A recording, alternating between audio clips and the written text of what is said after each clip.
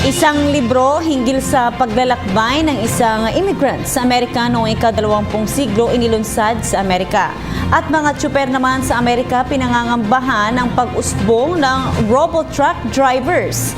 Mga balita sa labas ng bansa ihahatid ng aming kasamang si Pauline Requesto.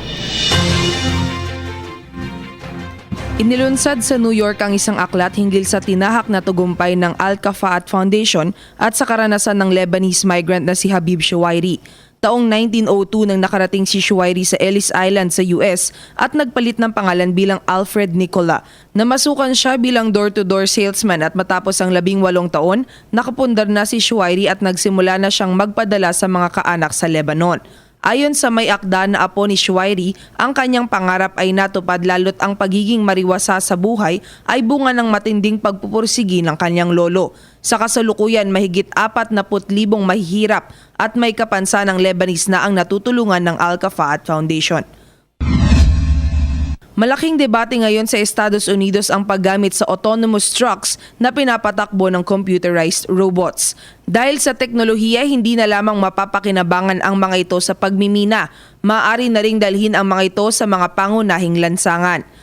Posible itong magresulta sa pagkakatanggal ng maraming manggagawang tsuper. Sinasabing magiging malaking katipiran ang paggamit ng mga robot at tiyak umanong makakabawas pa sa pagkalagas ng maraming buhay. Batay kasi sa isang pag-aaral, 94% ng mga aksidente sa lansangan ay bunga ng mga tsuper na lasing, nagte-text o nakagawa ng ibang pagkakamali sa pagmamaneho. Bukod sa pangambang mawalan ng trabaho, naniniwala ang mga tsuper na para magamay ng mga robot ang bulubunduking daan at malalapad na lungsod, kailangan pa umanong paghusayin ang maraming infrastruktura pati na rin ang paggawa ng mga bagong regulasyon, pagsusuri at pagtanggap ng publiko. Ang trucking ay isang pangunahing job sector sa ekonomiya ng Estados Unidos. Humigit kumulang 3.5 million o 1% ng kabuuang populasyon ng bansa ang bumubuo dito. Para sa PTV News, Pauline Requesto.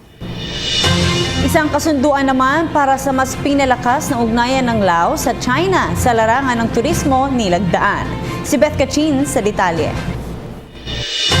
Isang Memorandum of Understanding on Development of Quality Standards for Tourist Attractions ang nilagdaan sa pagitan ng bansang Laos at China kamakailan. Layo ng nasabing MOU na lalo pang mapasigla ang bilateral tourism cooperation sa pagitan ng dalawang bansa. Ayon kay Dr. Boseng Kamvongdara, Minister of Information, Culture and Tourism ng Laos, mahigit sa 5 milyon na international arrivals ang naitala sa Laos noong taong 2015. Karamihan ng mga bisita ay mula sa bansang kalapit ng Laos. Samantala, mula sa mahigit na 400,000 Chino na bumisita sa Laos noong taong 2014 ay tumaas ito sa 500,000 noong taong 2015. Dagdag pa ni Dr. Vongdara na isa sa nakita niyang dahilan ng pagtaas ng bilang ng mga Chino na bumisita sa Laos ay ang pagpapaganda ng pasilidad at pagsasaayos sa proseso sa mga borders at checkpoints sa pagitan ng Laos at China. Isa na dito ang Mekong Friendship Bridge na maaring tahakin ng mga Chino na gustong bumisita sa Laos. Samantala, nagkasundo na rin ng China at ASEAN member states para sa pagpapagawa ng Kunming-Singapore Railway Project kung saan isang high-speed train ang ilalagay. Sa pamamagitan nito, mapapadali na ang biyahe mula Kunming, China papunta sa ilang ASEAN member states. Inaasahang makokompleto ang proyekto sa susunod na hinaharap.